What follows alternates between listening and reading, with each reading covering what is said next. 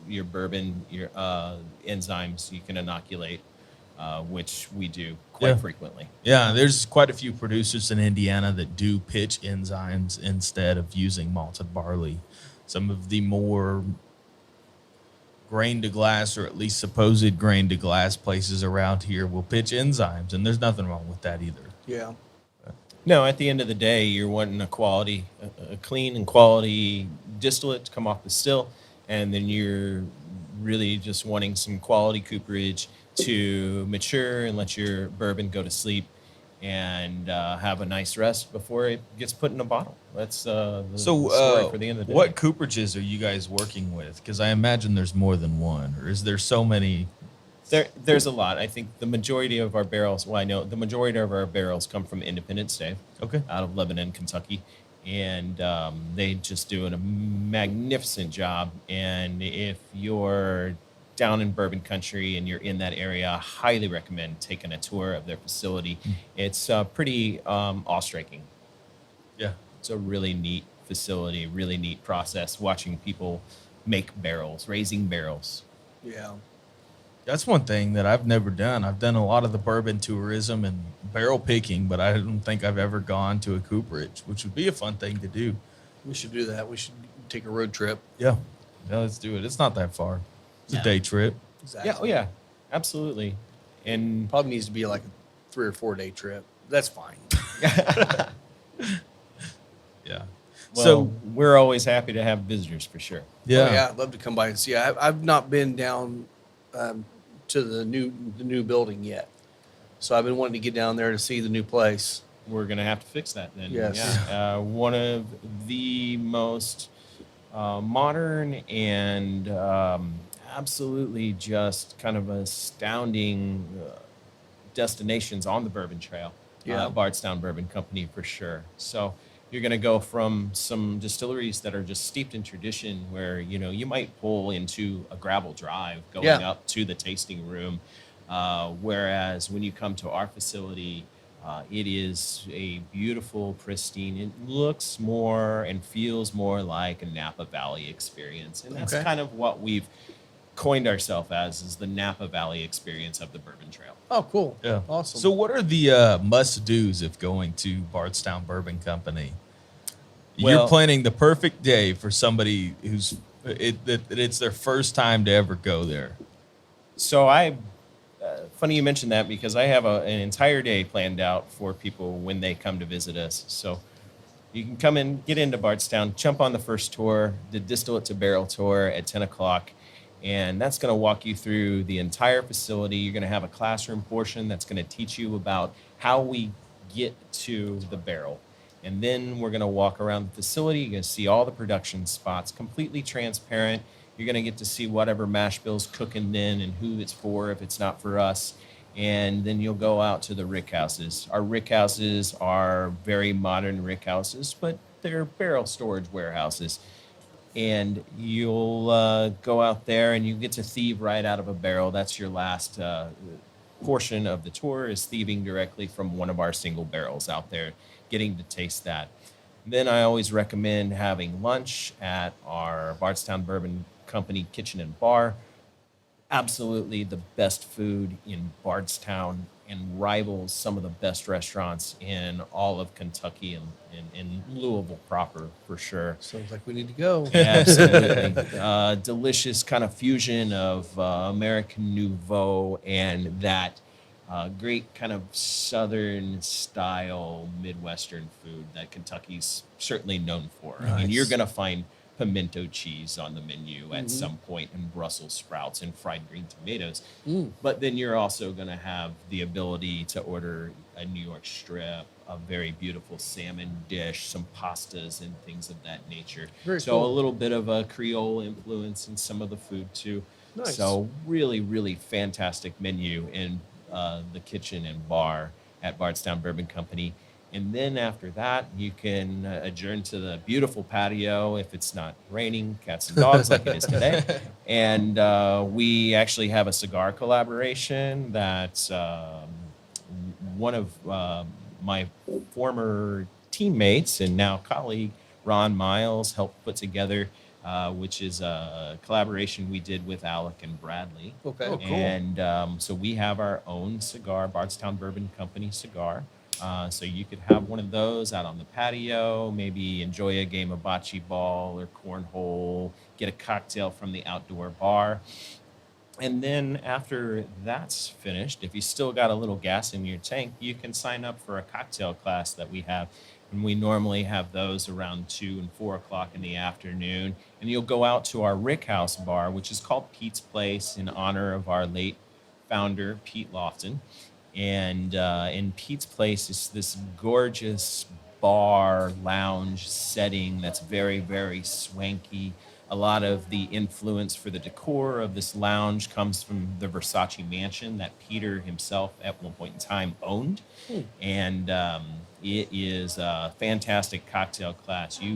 It's interactive, so you actually make the cocktails yourself. Oh, fun. Sitting up there with one of our mixologists or bar leads that are at Bardstown Bourbon Company. And those are just a few of the different experiences that we have available. I believe in total now we have around 9 different visitors experiences that you can actually sign up for online. Our website is very, very comprehensive. If you go to bardstownbourbon.com and you can jump on there and book anything you want. I just recommend to everybody always plan ahead. Some of these things may be booked 60 days out. Yeah. So plan ahead because we want you to come. That's awesome. Yeah. We're definitely set a time to come out there. Now, are you guys open 7 days a week? So we're open for tours Wednesday through Sunday. Okay. So Mondays and Tuesdays, we don't do any tours and the restaurant's not open. We Those are the only days I'm are ever off. still we are still doing business though. Yeah. It's like what's the old saying? We're like 7-Eleven, not always open but always doing business. Yeah. Yeah. Well, I mean, you got to have some days where there's not a bunch of tourists running through there doing stuff, get things done too. I get that. Yeah, production days are definitely important. But I had heard amazing things about the restaurant there. And don't you guys have a pretty significant bar as well? I had seen kind of a bottle library, it looks like, at Bardstown Bourbon Company. So yeah, those are actually 2 different things that you're talking about. So the bar itself, yes, extensive selection of, And it's not just your stuff. no, it's not just our stuff. We actually were able to procure the first on-premise 3-way license for a distillery in the state of Kentucky. So we serve anything and everything brown goods we can get our hands on there, including a vast selection of oak-aged rums and eau de vies and things of that nature as well. A very wonderful, well-thought cocktail list that you can order from there at the bar at the Bardstown Bourbon Company Kitchen and Bar. We also have our vintage library, which was kind of part 2 of Yeah. what you were mentioning. So the vintage library is a separate component of the visitor's experience, and we have over 400 Dusties, as I like to call them. Yep. But vintage bourbons that are on display and for purchase by the drink in the vintage library. Nice. That's awesome. That's what we need to do is do a show down there because we have it's not really a segment, but it's becoming a segment It's where we're becoming bringing a- out, Dusty pours. And he's had everything from a 1942 Wild Turkey? No, that was an Old Crow bottle. Old Crow to some, mid 80s, old Wild Turkeys and Yeah. some stuff like that we've been playing with. And it's been a lot of fun. Yeah, I mean it is, as much as the new bourbons are fun to try and see, going back in time and seeing where we came from, like where all these distillers got their ideas from, and what your grandparents probably drank, or at least my Yeah. grandparents, probably Rob's stepdad. But yeah, just seeing what was available back then and what it tasted like. Right. It is a really cool experience, and I'd recommend it to anybody. Going down in Kentucky is really one of the only places that you can find places that can sell vintage whiskeys. And by the pour. Around here, you've got to know somebody who knows somebody. Right. And I You're not happen to getting it in a know bar. quite a few somebodies, but that's the only way that I'm able to get some of this stuff. Our wonderful new table is brought to you by Deadwood Live. That's D-E-D Wood Live.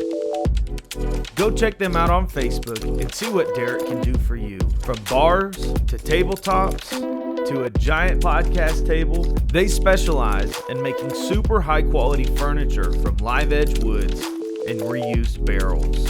So reach out to them on Facebook and see what they can do for you. Yeah. Well, and and maybe you have some insight on this. This is just my idea, my thought. I feel like, like some of the old stuff that we tried, I felt like it was softer, had really good flavor on it, very, very clean, because the bottles that he was able to procure were very clean. Most of them. One of them was super cloudy. Yeah.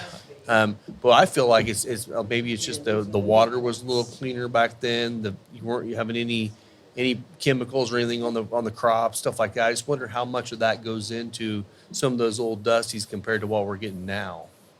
Do you have any insight on that?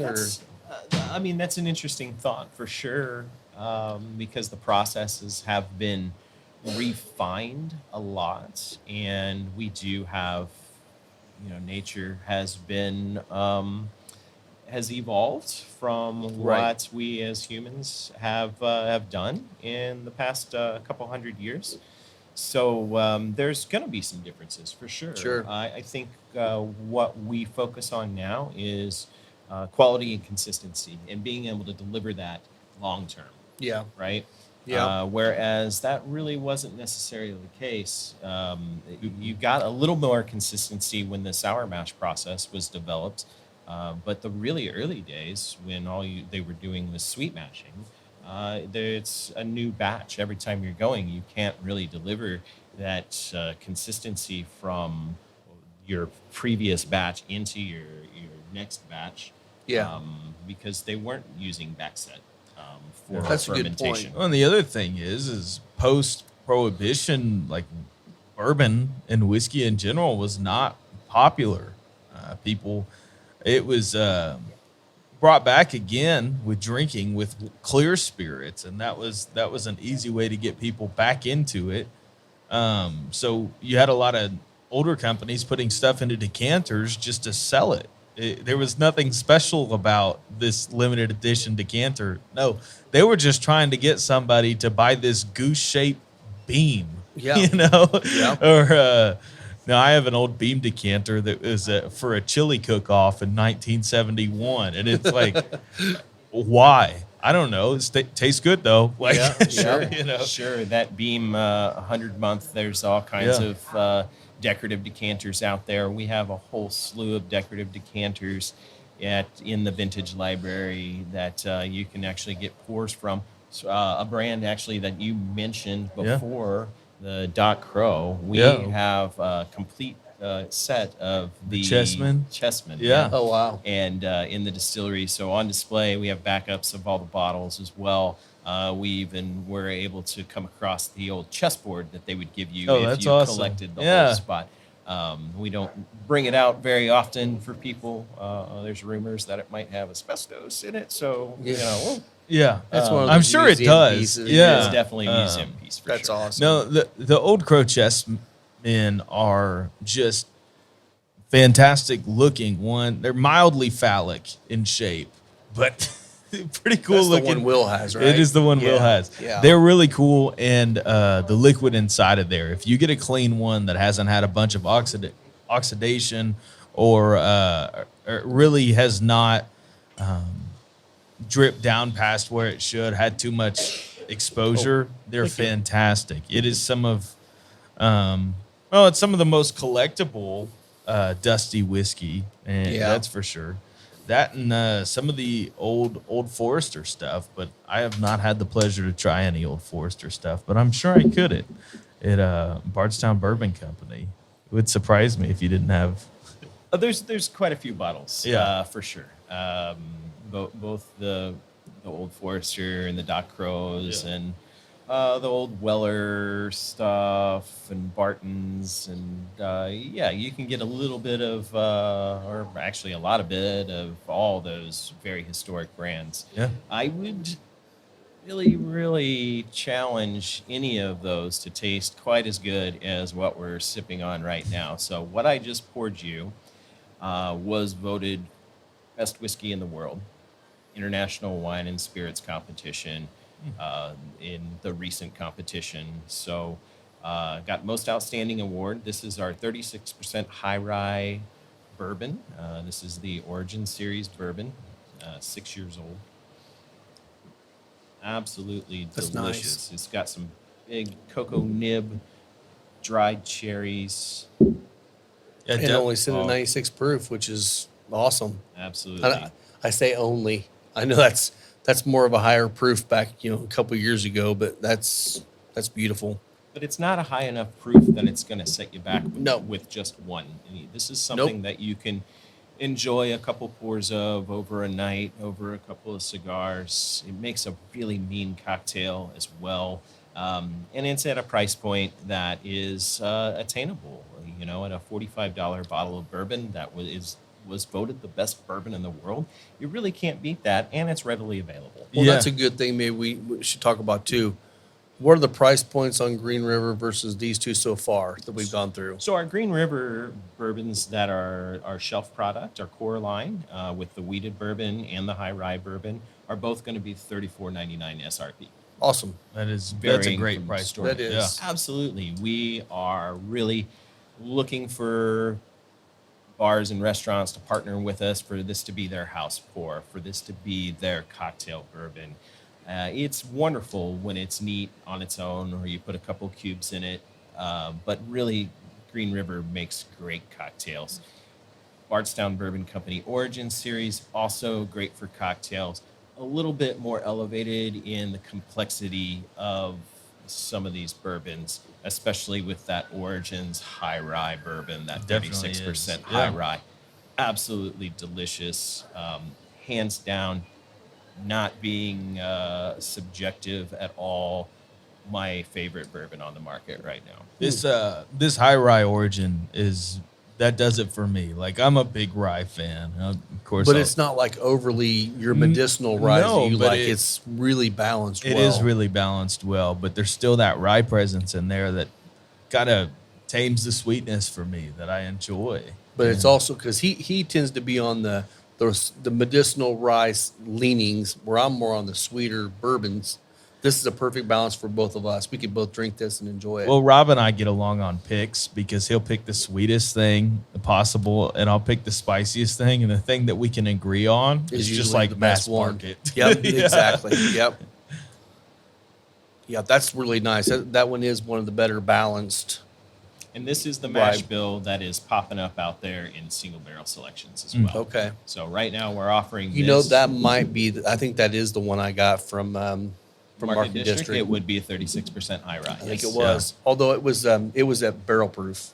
Yes. Theirs was. Okay. So I heard that you guys had done something cool before your whiskey was ready to go out the door, and you had let barrel picking groups come in and basically pick a barrel, knowing that it was going to be 2-3 years before it was ever. Interesting. Yeah, you're talking about our Futures Barrel program. Yeah. So when we launched our brand, we launched with what's called our Fusion Series. The Fusion Series is on the shelves right now. It is in its last iteration for the foreseeable future in the 9th edition of the Fusion Series. But what we did Which with the Fusion series is the blue label. Blue Label, correct. Retails for about $64.99. What we did with that was we used 70% of our younger maturate, which in the last iteration of the Fusion Series, it's 2 4-year-old bourbons. And then we blended in 30% of some older source product that we were able to acquire. And that was how we chose to introduce our bourbon to the world. Instead of putting out a 2-year-old bourbon or even a 4-year-old bourbon, our master distiller, Steve Nally, who kind of came to fame with Maker's Mark, he was there for 30 plus years. went on to design an open Wyoming whiskey, and then we brought him out of retirement after that to come design our distillery and guide our distillation process. And Steve insisted that our Origin series not be released until it's 6 years old. So that being said, blending was the way. So that's to a go. very Maker's Mark number too. It's just like kind of in his lifeblood of like 6 years before it goes out the door. Yeah. It seems. It's a very wise choice, honestly, because that bourbon at 6 years old is going to be well matured. Yeah. It's ready at 6 years old. Sometimes a 4-year-old bourbon's not quite ready. Yeah. It's not quite what you wanted it to be.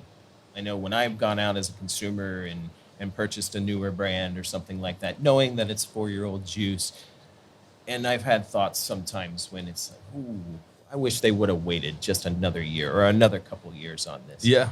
And that's the situation that we completely wanted to avoid with the Origin series. And releasing at 6 years, I think we hit the nail on the head, was being able to do that. We've extended this line out to a rye that we'll be trying next. And then we have another line that I had not mentioned yet, but the Discovery series. So we'll be finishing up with that as well. Okay. Cool. So your price points on the Origin series are that $45 range? 45 to 50 with the bourbons. We're going to Okay. be moving to a rye whiskey next. That's closer to that $70 mark. Okay. But Gotcha. I'll explain why. There's a part of the process with our rye whiskey that actually I think warrants a bit of a higher price point. It's really smart for you guys to wait to 6 years, especially, and then also make it known that this is your distillate. This is what's coming, because there's a lot of brands that'll release at that 4-year mark, and sometimes consumers get stuck in the mindset of I can't have anything from this brand unless I try it before I buy it. Like, I don't want this single barrel because I've been burned by 2 others before Exactly. it. And Yeah. they just sat on my shelf forever. So that's a really smart thing. And you guys have done a great job of distinguishing lines and just the names of your whiskeys to be as transparent as possible. Like, the Origin series came out and everybody knew because the press releases and everything that it was talked about is this is their product. The Fusion series was very upfront about where everything was coming from. So is the Discovery series. And it's That's a something breath of- commendable. Absolutely. That's a It's breath of fresh it's air a in this modern, industry. transparent, and innovative approach, right? So, So those are our 3 pillars that we so live what by. were you guys the first to do? Everyone was the first to do something. Some of them are lying. Some of them are just saying it, but whatever. Well, I'd say the transparency piece is probably a big key I would agree. to It is a that. huge to, thing. to, Yeah. to put the and in some cases with some of our Discovery series, there's been so many things in the blends. It looks like a spreadsheet on the side of the bottle. But Yeah. being that transparent about what you are consuming, Yeah. I think was something that we were kind of the forerunners with. If we're going to be talking about a first, I'm sure somebody out there put their mash bill on the label at some point in time. Sure. But Bardstown Bourbon Company has really been the first to appease the whiskey nerds with transparency, and sometimes to the point of fault, because I've heard people grab or put back a Discovery series because they're like, "Oh, I don't like the Tennessee portion," and it's like, have you tasted it? Yeah. Are you willing to trust their blending? Because, well, that's one of the things that you guys do the best is blending. Yeah, it's the art of blending, right? It's not just dumping some barrels in a cistern and then hoping it comes out great at the end. It's lots of trial, lots of tasting, and making sure that things are balanced too. Yeah. We're not just letting our palate decide that. Yeah. We're running through a spectrometer and making sure that the pH is right and everything. Like every single aspect of producing bourbon at Bardstown Bourbon Company is going to be a modern approach. Yeah. So a full-blown lab. We're testing the bourbons from fermentation all the way to even doing single barrel picks. Yeah. So when you come to the distillery to do a single barrel pick, you're going to see that spectral analysis of the bourbon. You're going to be able to see where it's high in syringe aldehydes or furfural or vanillin, and Which these are not chemicals they're dumping in them. These are chemicals that are innately in a whiskey. correct. They're known as whiskey lactones. Yeah.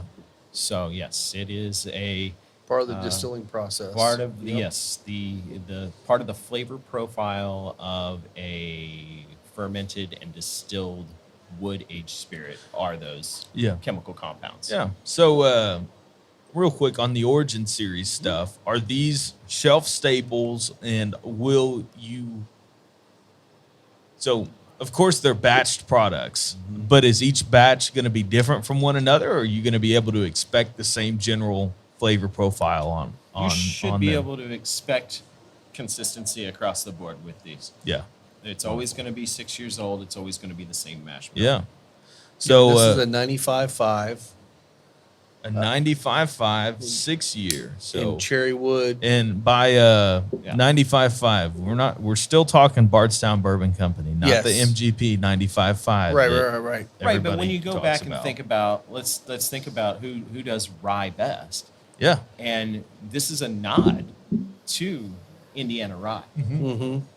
because 95.5 done in that MGP, that Lawrenceburg fashion, is some of the best rye whiskey that you're going to have on the planet, right? So we said, okay, we're not going to reinvent the wheel. Let's do an Eastern style rye whiskey, but let's do it the Bardstown way. Yeah. And so we started a relationship with the West Virginia Great Barrel Company for this product, and we've done a collaboration with them as well that we actually used an MGP rye in,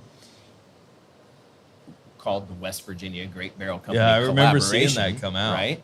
So this rye whiskey, we had them make us barrels that are split stave barrels. So, and we have nicknamed them zebra barrels. By split stave, I mean for every one stave of American oak, there's 2 staves of American cherrywood. Cherrywood was picked because cherrywood is the indigenous tree of West Virginia. Oh. So we wanted to have a nod to West Virginia as its origin and kind of build that into our origin series. Yeah. So these barrels are going to definitely change the dynamic of a rye whiskey that you're used to. With rye whiskeys, a lot of time you're going to taste some herbaceousness, right? Some dill, and then you're going to get a lot of that black pepper spice, that tannin that's on the tongue. I tend to think more of kind of ginger spice for a lot of rye whiskeys. But when you secondary age, and it's not a long time that these are secondary aged to, anywhere between 6 and 16 weeks that this sits in the secondary barrel. But the barrels are infrared toasted. They're not charred. So you're not destroying any of those wood sugars in those barrels. I You're was keeping about them to say that. all It active. smells and tastes toasted. Yes. Yeah. Absolutely. And you're going to get you're going to replace that black pepper and ginger with more of a baking spice or brown spice, which I know is kind of a generic term, but Yeah. you definitely get nutmeg and allspice, right? Totally. Coming out of this. And then it also kind of feathers in a little bit more of a dried fruit component to this, and or even baked fruits. Like I almost get cherry pie. It's maybe without the crust, but that cherry pie filling. I definitely get that. Yeah, Yeah. absolutely. In the mid palate, Which is definitely not a normal note you would get out of a rye. No, that is Yeah. all due to those secondary aging barrels. Yeah. For sure. You know, and I mean, if this didn't say it was a 95.5, I would not be able to tell you that it was. Not at all. It drinks so much sweeter, and I've had higher aged 95.5s, but they still carry that medicinal, that dill quality. Sometimes eucalyptus type spice on them. But this drinks, I mean, it's still characteristically a rye, but it has so, like on the front palate, it has so many of those toasted notes that I associate with like marshmallows and vanilla. And then it gets into some of those baking spices rather than some of the more harsh cooking I spices. agree. And Yeah. I mean, I think we've come to this pretty well across the board now. It's very balanced. It's got the sweetness, it's got the spice, it's got a little bit of everything going, but it's not leaning heavily in any one direction, which I enjoy. So, Absolutely. And I like to talk to people about this when I'm doing tastings and things like that out in the market. You undoubtedly have somebody that comes up to your table and says, when you're at a whiskey festival, and says, "Oh, I'll pass on that one. I don't Yeah. like rye whiskey. I only like bourbon." Yeah. yep. Well, hey, let's do a little experiment. Then. Yeah. You say you don't love rye whiskey. Yeah. Do a blind and see what you think. Yep. You're gonna try something. I'm gonna mix these glasses up. You're gonna try this, and every time they pick the rye, and it's because of that secondary Yep. barrel. That Yep. finishing barrel really cuts away some of those characteristics that some people don't like about rye whiskey, Yeah. and turns it more into a bourbon drinker's rye. Definitely. Yeah. Well, in the new age of rise is showing through to more along that same concept that you're talking about. You have stuff like this coming out that's proud to be a 95.5 that is in those infrared toasted barrels with cherry wood in it, and that's turning non-rye drinkers into rye drinkers, and that's kind of, it seems like every big brand today is playing around with, how do we do a rye that everybody's going to enjoy? And how do we kind of put a stop on that rye hate? I mean, we saw it with Jack Daniels in 2020. People didn't really like that Heritage release, at least when it first hit the shelves. And then people tried it and were like, oh my gosh, Jack Daniels barrel proof rye is what we need. And they released it again this year as a twice barreled thing at 100 proof, and Delicious. it's still good. Very delicious. Yeah. No, but even across other brands like Barrel. Barrel came out with Seagrass, and people originally weren't about it because it said rye, and I love that bottle. The only reason I picked it up because it went double gold at San Francisco, and then Fred Minnick, I think it was last year or the year before, like pumped it up as one of his whiskeys of the year, and everyone's like, "Oh, I must I like should have rye it." now." Yeah. I'm a rye nut though, so it doesn't take much for me to try a rye or pick up a So, rye. is this one you said Discovery Series? Nope, that is part of the Origin series. Origin. Okay. Yep. So you're looking at again $70. $70. Yep. So that, I mean, a good example. We really like this. It's very enjoyable. Barrel Seagrass. We really like it. It's very enjoyable. Barrel's going to cost you $90 to $100. Yeah. This is already going to be $20 to $30 cheaper. It'd be a good way to try it. But I promise you, this is a rye that if you like bourbons at all, You'll you're love going to be able to enjoy. I agree wholeheartedly. There is nothing challenging about this. There's a lot of ryes that are even mildly allocated, like a Willet rye, that people will get, and they're like, "The too medicinal for me." Yeah, it is medicinal. Yeah. It just is. I enjoy it for that. Right. But this one, you will be able to have a home for it on your bar, and Yeah. and no issues. It'd be great in a cocktail. It's great as a neat pour or put it over ice. Well, and if you're a it'd be great. distillery trying to figure out how to make your ryes taste better, zebra barrels. Well, you know, it's the product of innovation, right? That's just one of Absolutely. our pillars. Well, I mean, bottom line is, this is a distilled product. Nothing new under the sun. So, what kind of things can you do to change it up, to play the game, to figure out some new things? And by using those different staves in it, doing different things, it just intrigues people more to try it. I think it's an amazing idea, man. Thank you. We've Well been done. working on that. I want to then finish up with the Discovery series. So this is actually going back. We're getting ready to release Discovery number 11, Okay. which is we're very proud of. We don't have any of it in market yet, so I couldn't bring it with me. But Discovery number 11 is the first time that we included Bardstown Bourbon Company Matchrit in the Wow. mash bill blend. So we'll have some of our 7-year product in that blend. Absolutely amazing stuff is that 7-year product that we blended into that Discovery had a French oak finish on it. Okay. So much like this West Virginia thing, some innovation involved there in that 7-year product. Going back to this one that we're trying today, this is Discovery number 9. And this is a celebration of North American whiskey. So on the side of the label, you guys can read, we have some bourbon in here from Georgia. We have and that's an 8-year. We have a 12-year-old bourbon from Kentucky, a 17-year-old bourbon from Tennessee, and a 12-year-old 100% corn whiskey from Ontario, Canada. Wow. So wow. absolutely beautiful North Now, American do you blend. know, or are you able to disclose where those came from? You know what? I shouldn't talk about that. No worries. No worries. You Yeah. can't. I gotta ask those questions. There's, You know. yeah, for sure. For multiple reasons. I know with NDPs, and also Yeah. I don't really want to tell you where they're from because I want you to form your own opinion. Sure. Sometimes where you say if I would say that 12-year-old came from X distillery, you're already going to form an opinion. Or Yeah, if I told that's you a good exactly point. where that 17-year-old Tennessee That's a good point. came from. take you a know, guess. Yeah, but you're gonna say, "Oh, this automatically it tastes like Flintstone vitamins," but the other thing it is there are some distilleries that when they do source out, they don't want you to say it all. And Oh my God, that's delicious. speaking of Cascade Hollow, And this they is- don't want you to say. right. Yeah. This is gonna scratch you Oh. guys' itch for that higher proof too, because this one came in at 112.5. Oh, so that's we bottle all the Discovery series at batch proof, so whatever the blend comes out to. But really gorgeous that is beautiful. blends. And- This is the art of blending in a bottle right here.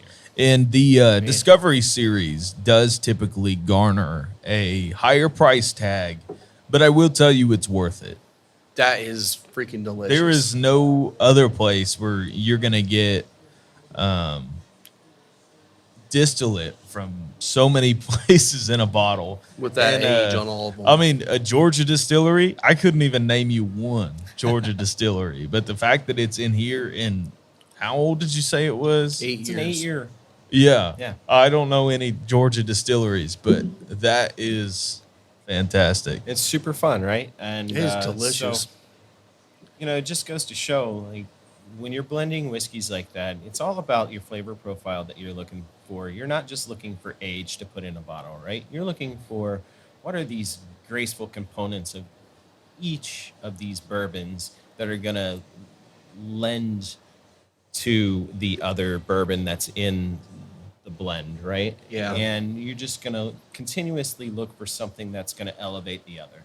Totally. And that's our goal with the Discovery series is to be able to procure whiskeys that can blend well together and elevate each other.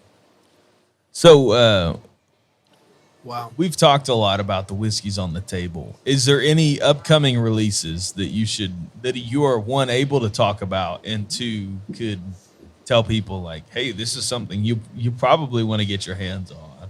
Absolutely. So for the Green River Distillery, we're going to be releasing our rye whiskey, which is also a 95.5 rye. Yeah. It will be bottled at 90 proof as well. That will be released early 2024. We have a new collaboration coming out alongside the Discovery 11 this month for Bardstown Bourbon Company. It's a collaboration we did with Goose Island Brewing Company. Okay. So we used some of their Bourbon County stout barrels. Sweet. So is that the to- same as last year's stout barrel? Similar? It's not. Because Well, last year's stout barrel was freaking delicious. was we really had good. we had a customer buy it for him and I for Yeah. I think it was our 1-year anniversary. It was. And it was Delicious. Absolutely delicious. That was a collaboration that we did with Founders Brewing. Founders. Company, That's right. Okay. That was who Founders. Yeah. does the Kentucky Bourbon Stout. Yeah, but they yeah. also have the Kentucky Breakfast Stout, and Right. the Canadian Breakfast Stout. and CBS there's is all one of these- my favorites. There's all ever. these different iterations, right? And Yep. Goose Island does similar stuff, right? So Probably even at least now a way bigger scale than what Founders is doing because they got bought out and they don't do any of the like CBS special releases and stuff anymore. So sure, and Goose Island has a lot of autonomy when it comes to what they're doing with their stout releases, and of course, Black Friday is a big deal for them for Yeah. releasing their newest editions of the Bourbon County Stout.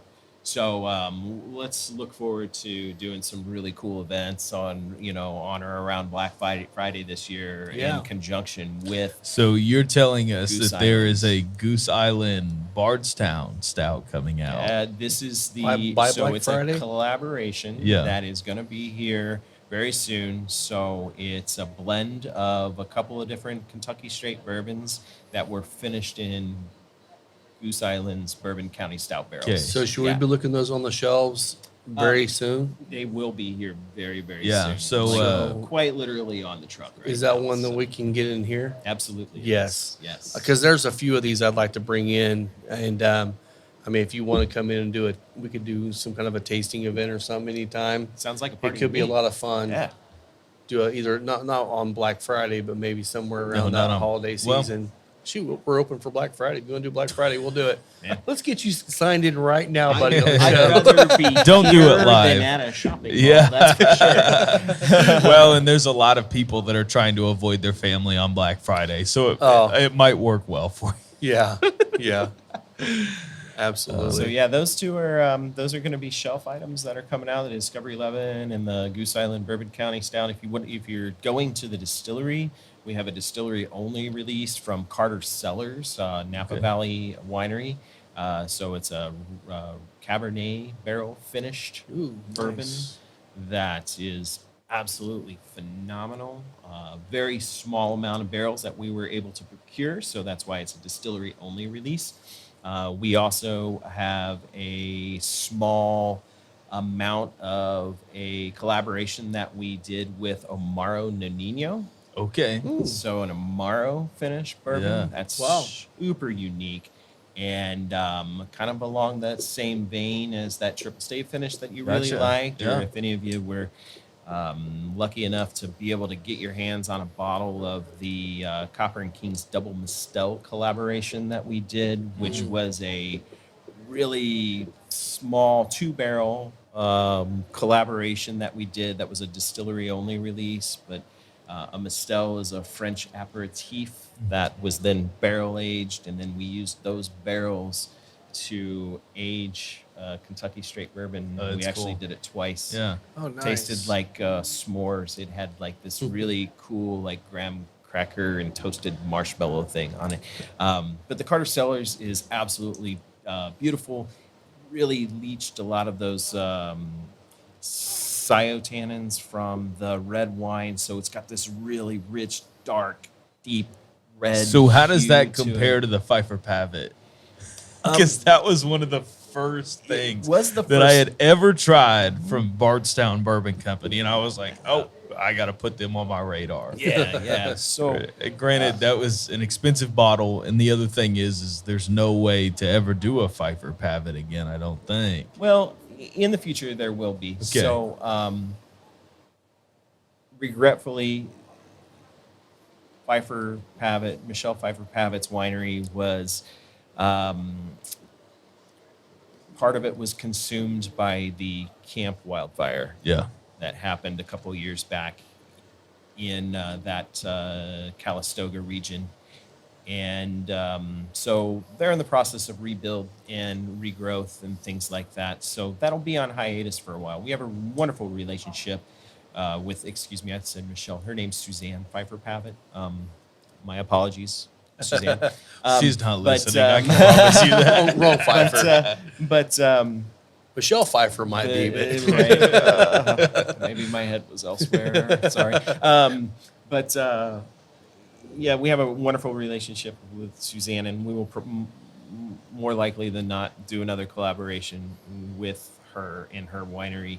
But as we continue on, like we've lined up tons and tons of different experiments and partnerships and collaborations. Cool. So we have tons of collaborations that are just in the process of aging right now. Wonderful. And I've mentioned all the ones that I Am allowed can, to? Yeah. Yeah. right, at this point. So those releases you just talked about, are those going to be coming out through the holidays coming up, or? OND. So they'll be here before the holidays for sure. Okay. Quite literally, the Discovery 11 and the Goose Island collab should be in the market here in Indy within the next, it could be 48 hours. Oh shoot. Okay. They're quite literally on the truck. I need to get those on order. Okay. Yeah. We'll talk before we get out of here. Sure. It might be a little too soon to place the order. I don't Yeah, want yeah. you to get put on a whole back order scenario, but we'll get it worked out. Okay. But Well, yeah, please stay on your distributor on that, because we want to get those. we'll get it. We won't throw anybody under the bus. We'll get it all taken care of. We usually do throw them under the bus. We're not going to. Not with a No, rep no. on the show. No, no, Can't we do won't that. do that. My distributor partner is a wonderful distributor. Good.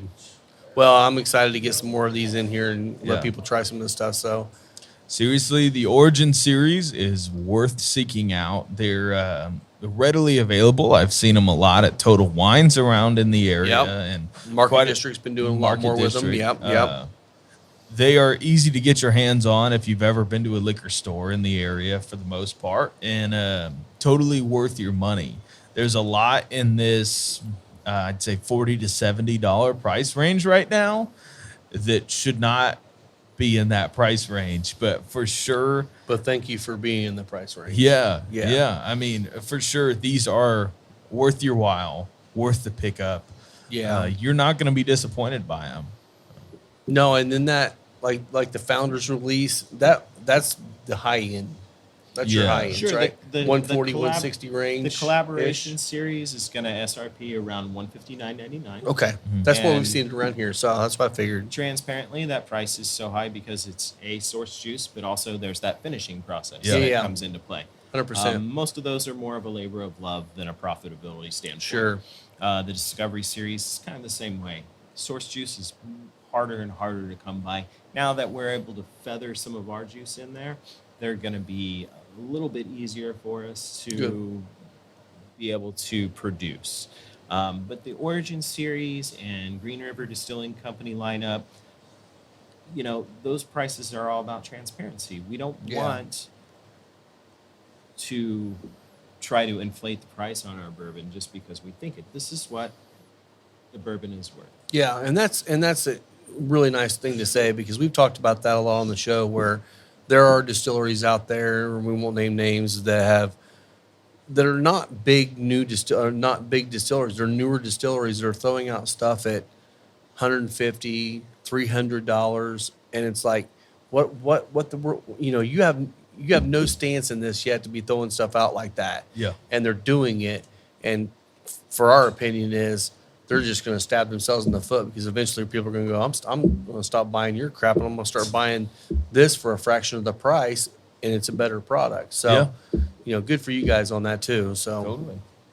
Well, thank you. well, cool, man. Well, I think we're about done here. So, Yeah, we can thank wrap you her again up. for bringing everything out and sharing with us and enjoying a cigar with us. Cheers. Yeah. Thanks for This was a having lot me, of guys. fun. This is amazing.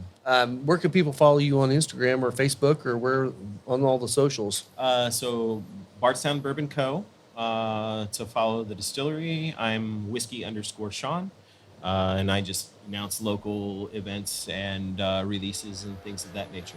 That's a good thing, because that way our people can come out to some of your tasting events. Awesome. So Absolutely. you can follow me on Instagram at Final Third Cigar. You can find me on Instagram at the Whiskey Pastor. Thanks a lot for coming in, guys. Again, coming in. I always say that crap. You don't do I? say come in. Thanks for checking us out, and we will see you guys soon. Cheers. Cheers.